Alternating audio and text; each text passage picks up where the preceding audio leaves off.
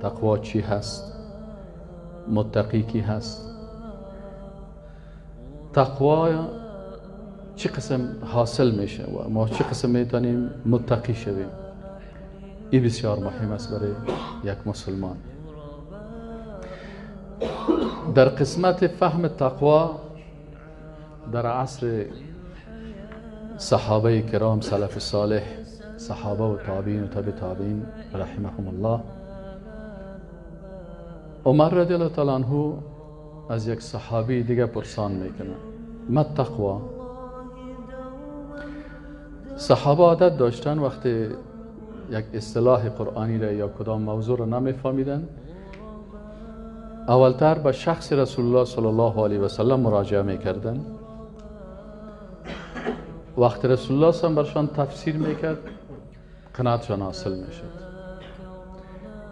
و بعضی اوقات یک صحابی از صحابی دیگه هم پرسان میکرد، وقتی میفهمید که صحابی از مکه عالمتر است و فوق کل ذی علم علیم، در بین صحابه هم علمیت یکی نسبت بر دیگه بیشتر می بود و یا خود صحابی احساس میکرد که این صحابی دیگه از مکه عالمتر است، پرسان میکرد. عمر رضی الله تعالی عنه پرسان میکنه از یک صحابی دیگه ما تقوا؟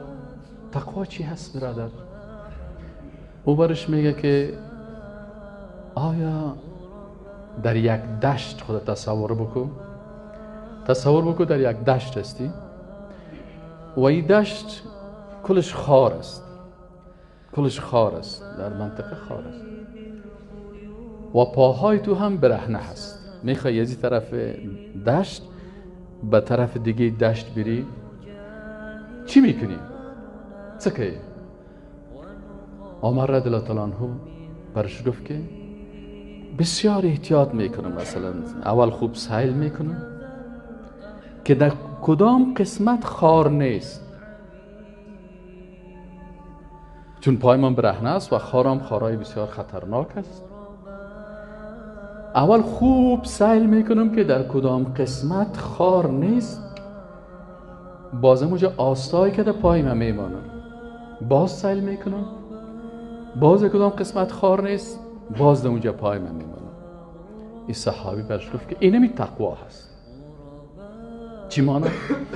یعنی وقتی که قدم میمانی در زندگی، هر قدمت باید محاسبه کرده، فکر کرده.